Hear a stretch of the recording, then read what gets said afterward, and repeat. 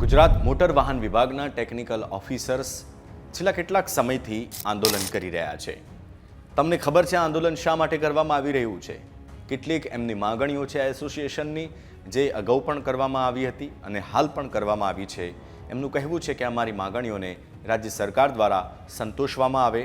26 ફેબ્રુઆરી સુધી કાળી પટ્ટી બાંધી આ એસોસિએશન સાથે જોડાયેલા લોકો વિરોધ કરી રહ્યા છે। ગુજરાત મોટર વાહન વિભાગના ટેકનિકલ ઓફિસર્સ એસોસિએશને પ્રમોશન અને યુનિફોર્મ એલાઉન્સ જેવા મુદ્દે આંદોલનની ચીમકી ઉચ્ચારી છે।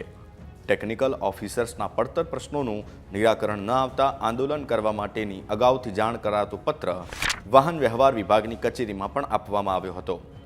26 ફેબ્રુઆરીથી માંગણીઓ ન સંતોષાય ત્યાં સુધી ગુજરાત મોટર વાહન વિભાગના ટેકનિકલ અધિકારીઓ કાળી પટ્ટી બાંધી વિરોધ નોંધાવશે અને 27 ફેબ્રુઆરીના દિવસે તમામ ટેકનિકલ અધિકારીઓ જે તે જિલ્લાની પ્રાદેશિક અથવા સહાયક વ્યવહાર કચેરીના વડાને લેખિતમાં આવેદન આપશે।